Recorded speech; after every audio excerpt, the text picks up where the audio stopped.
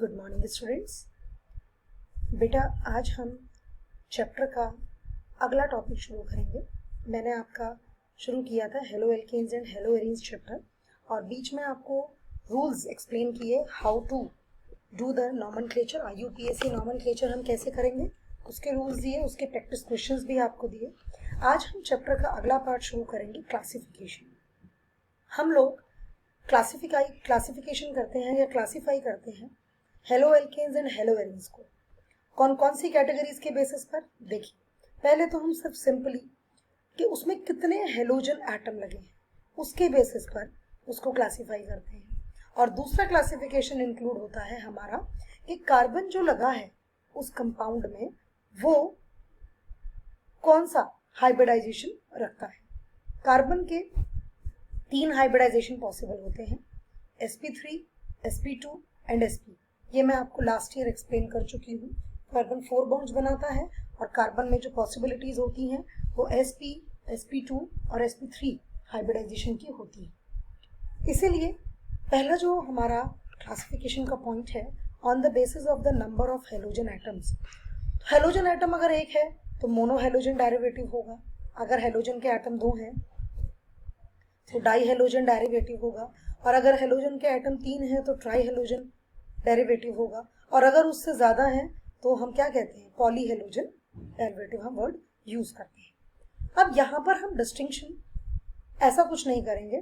देखिए ये हमारे हेलो एल्केन्स हैं और नीचे जो एग्जाम्पल्स हैं वो हेलो एरीन्स के एग्जाम्पल्स हैं, ठीक है।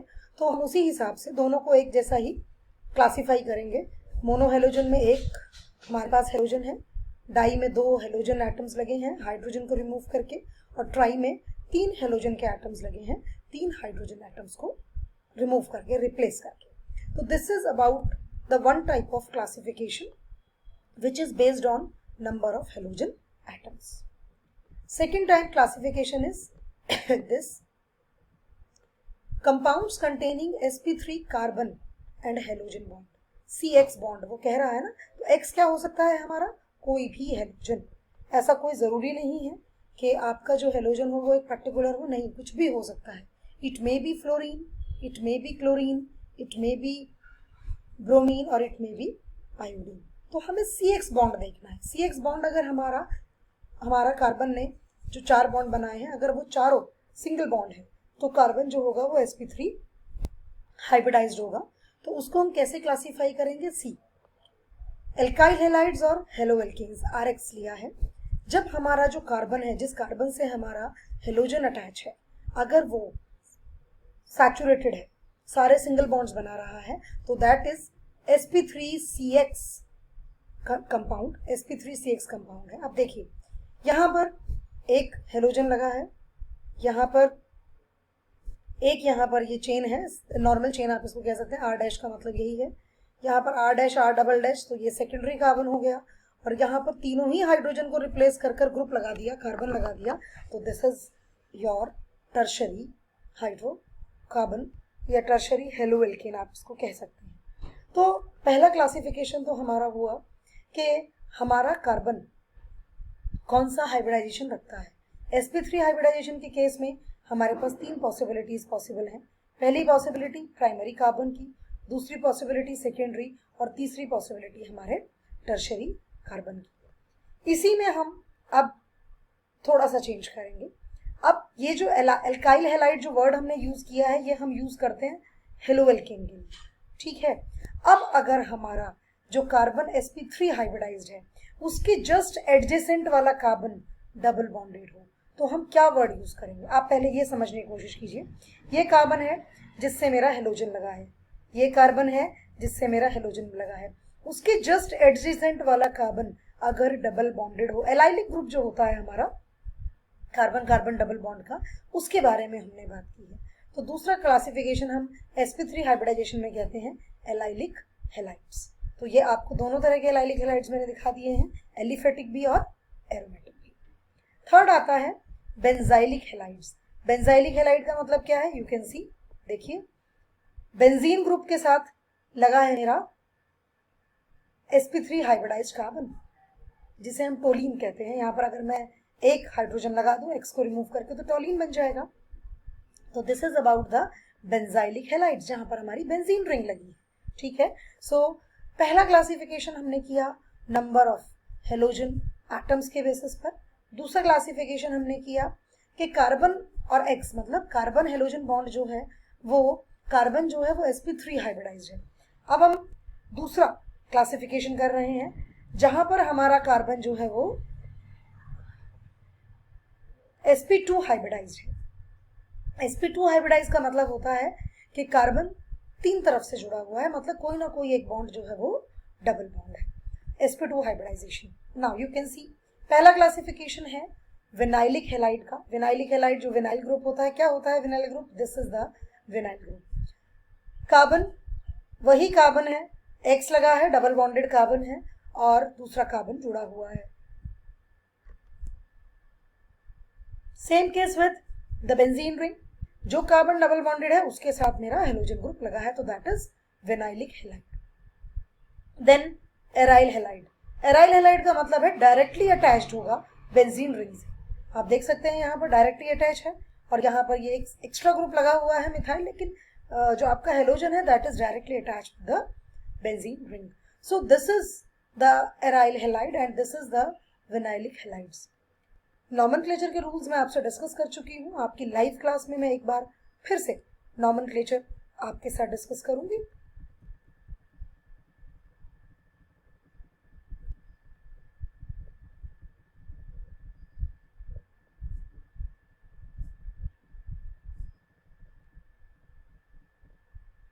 Now nature of CX bond. अब हमने कार्बन का जो हेलो एल्कीन है या जो हेलो एलीन है उनका क्लासिफिकेशन हमने अच्छे से पढ़ लिया। हमारे पास क्लासिफिकेशन आ गया है हेलो एल्कीन्स एंड हेलो एलीन्स का, जिसमें हमने तीन तरह का क्लासिफिकेशन पढ़ा। पहला क्लासिफिकेशन था हमारा जिसमें कि हमने पढ़ा नंबर ऑफ हेलोजन एटम्स के, कितने नंबर ऑफ हेलोजन एटम्स लगे हैं उसके बेसिस पर हमने क्लासिफिकेशन किया। दूसरा क्लासिफिकेशन था हमारा जो हमारा CX बॉन्ड है वो sp3 हाइब्रिडाइजेशन रखता है, और तीसरा क्लासिफिकेशन हमने पढ़ा जो हमारा CX बॉन्ड है वो sp2 हाइब्रिडाइजेशन रखता है। तो this is about the classification, ये क्लासिफिकेशन है हमारा फॉर CX बॉन्ड। अब हम पढ़ेंगे what is the nature of CX bond. बेटा नेचर ऑफ CX बॉन्ड तो बिल्कुल क्लियर है, एक्स हेलोजन है और हेलोजन जो है वो हमारी पीरियोडिक टेबल में इलेक्ट्रोनेगेटिव एलिमेंट्स हैं। These are electronegative elements. अब हमारे हेलोजन्स जब इलेक्ट्रोनेगेटिव एलिमेंट्स हैं तो उसमें एक चीज तो बिल्कुल कॉमन है कि जो बॉन्ड है उसमें पोलैरिटी परमानेंटली रहेगी जब तक वो बॉन्ड रहेगा।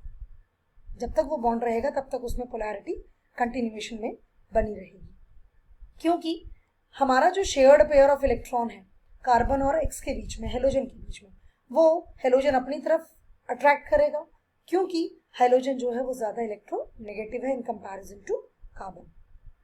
जैसे ही shared pair of electron halogen की तरफ अट्रैक्ट होगा, पार्शियल चार्जेस डेवलप हो जाएंगे, डाइपोल डेवलप हो जाएगा।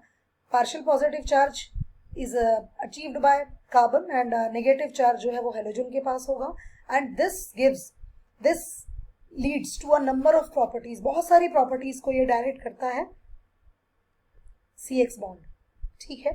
अब हम अगर देखें as we go down the group in the periodic table, size halogen atom का इंक्रीज होता है। फ्लोरीन का साइज स्मॉलेस्ट होगा, तो जैसे जैसे हम डाउन द ग्रुप चलते जाएंगे वैसे वैसे हमारा जो हेलोजन है उसका साइज बढ़ता जाएगा। फ्लोरीन का साइज सबसे छोटा है और आयोडीन का साइज सबसे बड़ा है। तो नेचुरल सी बात है बेटा, जैसे जैसे हम डाउन द ग्रुप जाएंगे वैसे वैसे हमारी बॉन्ड लेंथ भी बढ़ती चली जाएगी, ठीक है। जितनी ज्यादा बॉन्ड लेंथ होगी उसको तोड़ना उतना ही आसान होगा, और अगर कोई भी बॉन्ड आसानी से टूट रहा है तो वहां पर चेंजेस करना भी आसान होगा। So some typical bond length and bond enthalpies और डाइपोल मूवमेंट जो है वो टेबल में समराइज किए हैं। हम उस टेबल तक चलते हैं जरा। You can see this table, आप इस टेबल को देख सकते हैं।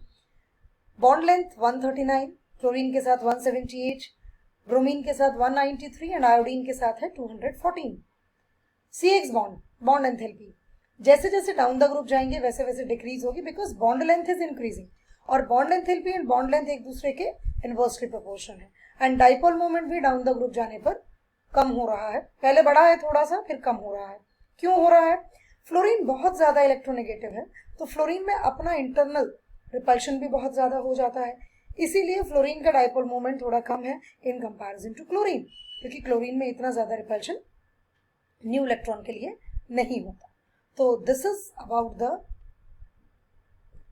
Carbon, nature of carbon halogen bond. एक कार्बन हेलोजन बॉन्ड का नेचर के बारे में था कि हम किस तरीके से कंपाउंड्स को देखेंगे। एक पॉइंट मैं और यहाँ मेंशन करना चाहती हूँ, मैंने आपको कार्बन के दो तरह के हाइब्रिडाइजेशन तो पढ़ाए, sp2 and sp3। sp hybridisation भी मैं आपको बताना चाहती हूँ। sp हाइब्रिडाइजेशन का मतलब है नेचुरली जहाँ पर ट्रिपल बॉन्ड है। अब अगर मैं बात करूँ आपसे ट्रिपल बॉन्ड की चेन में, तो चेन में ट्रिपल बॉन्ड नहीं मिलेगा, बेंजीन रिंग में डबल बॉन्ड ही है, उससे ज़्यादा नहीं मिलेगा। तो नॉर्मल जो आपके एल्काइंस होते हैं वहाँ पर ट्रिपल बॉन्ड मिलेगा, और C और X बॉन्ड जो है वहाँ पर sp हाइब्रिडाइजेशन में आपको एग्जाम्पल देखने को मिल जाएगा। तो this is about the classification of the carbon x, carbon x कह लीजिए या हेलो एल्केन्स हेलो एरीन्स कह लीजिए, और दूसरा what is the nature of CX bond, whether it is haloalkane और whether it is haloarene. तो this is for today, thank you and have a good day.